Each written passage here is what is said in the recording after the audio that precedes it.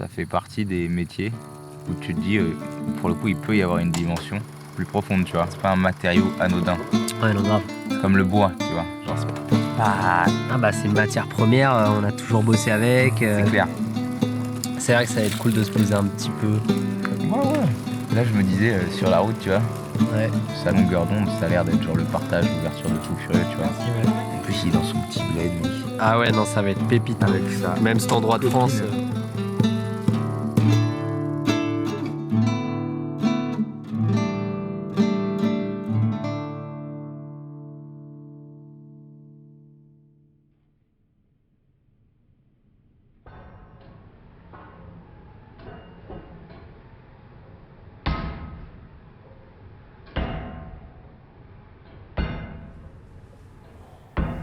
Tu fais du feu, tu mets du fer dedans, quand c'est chaud tu tapes, quand c'est froid tu chauffes. Et après tu retapes.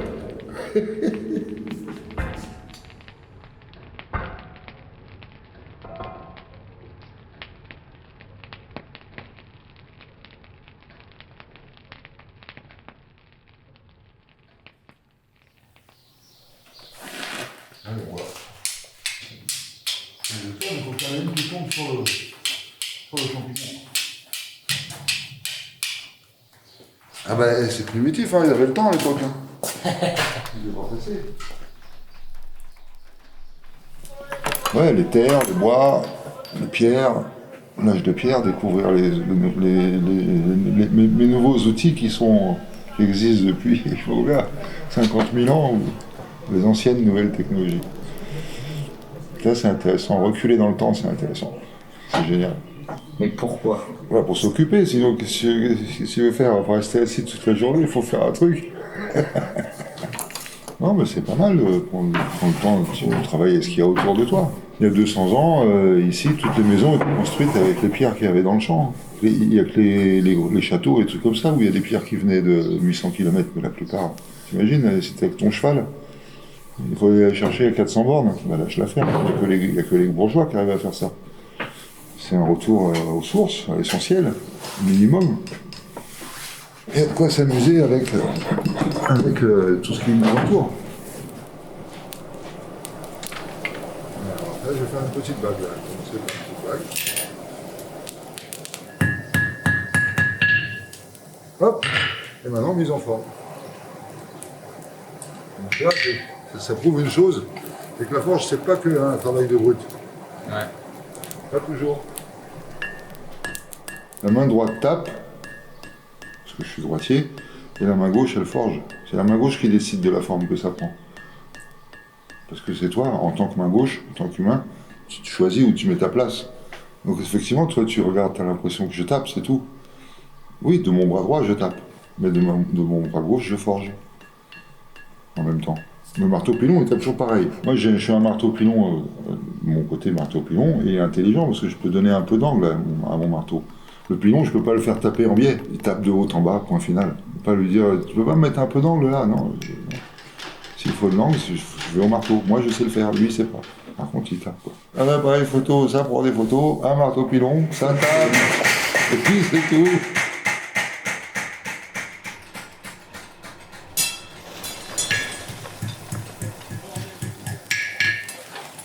Si t'es intelligent, tu réfléchis pendant que ça chauffe, et une fois que c'est chaud, tu réfléchis pas, tu tapes. Si tu fais l'inverse, tu chauffes ta barre. Je sais pas pourquoi, tu chauffes ta barre. Tu arrives sur l'enclume. Bon, alors qu'est-ce que je fais maintenant? Tiens, je vais prendre le marteau. Ah, bon, alors, oh, si je tapais dessus. Bon, bah ça y est, c'est froid déjà. Tu retournes au feu, t'as rien fait. C'est l'anticipation, faut savoir ce que tu dois faire, sinon c'est pas la peine. Ça reste pas chaud longtemps. Ça reste chaud, je sais pas, une minute peut-être. Ça va vite. Forgeron, c'est pas juste chauffer du fer et le laisser refroidir. C'est un autre métier. Ouais, c'est poêle à bois, c'est ça, ouais. Chaudière, éventuellement, c'est un bon niveau. Hop. Dernière chose de nettoyage, et c'est fini. Ah, c'est un bon petit boulot, les bagues.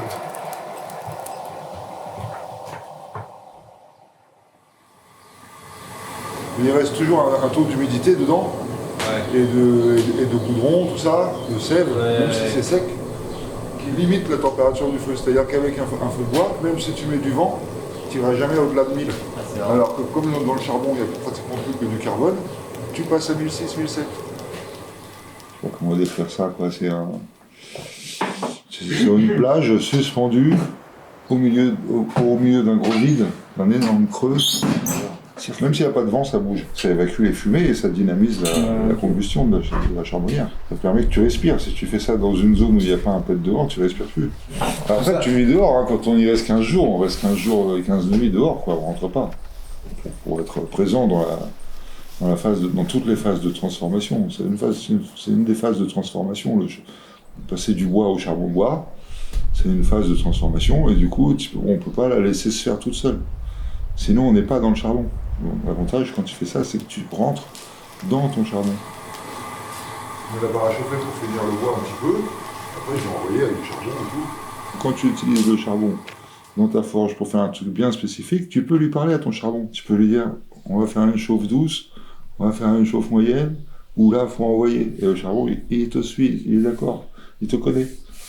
Si tu achètes du charbon dans l'industrie, dans une grosse industrie qui en fait des millions de tonnes par an, les mecs, ils sont mal payés, ils travaillent dans la poussière, ils sont sans arrêt en train d'avoir des mauvaises pensées sur leurs patrons et leurs collègues, et donc le charbon, pendant qu'il est fait, il est gavé de mauvaises ondes. Après, tu arrives, tu essayes de faire un truc bien, et tu travailles avec un connard, quoi. Quand tu travailles ton charbon, tu travailles avec un mec sympa. Tu as un outil sympa, puisque tu l'as fait de façon sympa. Donc il te le rend. Tu vois la diff? Ah bah, c'est subtil. Faut y croire, c'est tout. Si tu n'y crois pas, ça sert à rien. Après, c'est une belle histoire. Hop. C'est vrai qu'elle les ai faites, les pinces, je les ai faites pour qu'elles soient bien. Là, pour fabriquer des objets magiques, il faut un peu de magie dans l'outillage. Sinon, ça marche pas. Comment il s'appelait Merlin, l'enchanteur? Bon, bah, il faisait pas n'importe quoi avec n'importe quoi. Il faisait des trucs bien avec ce qu'il choisissait. Ou ce qu'il avait préparé. Il préparait ses ingrédients. Tu sais pas, tu lui donnes de farine, des œufs et du lait, il te fait un cake magique. Non, il fait un cake comme tout le monde. Par contre, si c'est lui qui amène le lait, la farine et les œufs, ça fait peut-être pas le même gâteau, là. Là, c'est normal.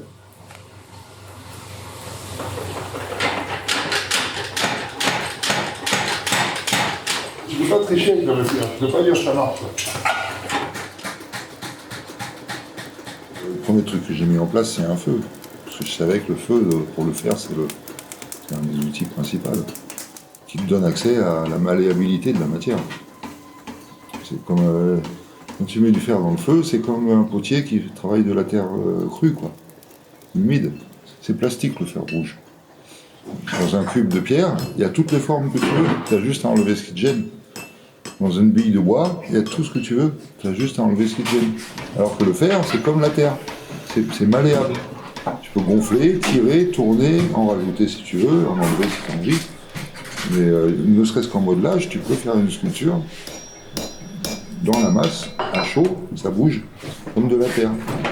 Voilà, tu peux pas mettre les doigts. Voilà. Allez, c'est parti.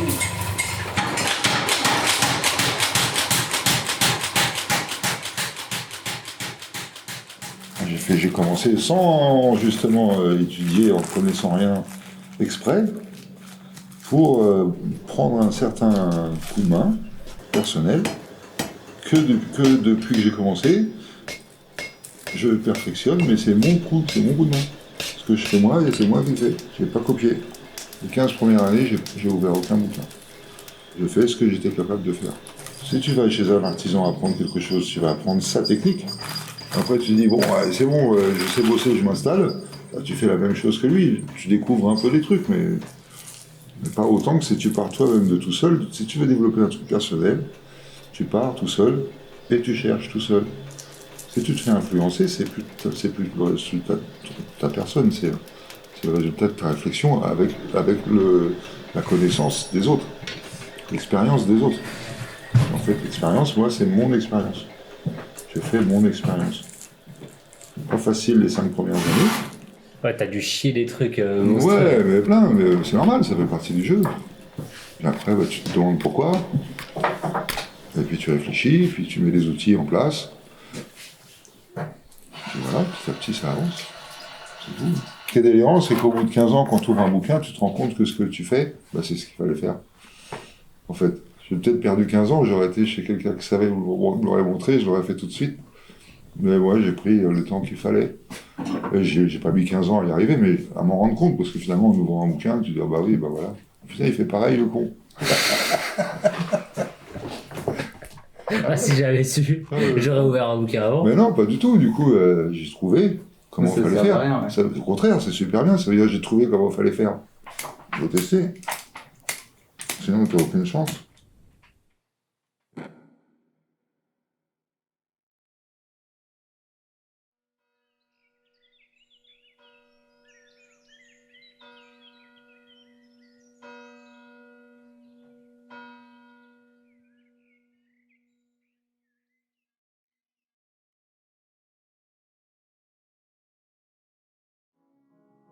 Ah, le plus cher, c'est une bague. Une grosse bague. Elle a fait 1m70 de diamètre intérieur, 250 kg de fer, 100 kg de pierre. T'as vraiment dit ça? Pour quel doigt? 100 fois plus gros qu'une taille moyenne. Et en quel honneur? Pour faire une sculpture. Quel honneur.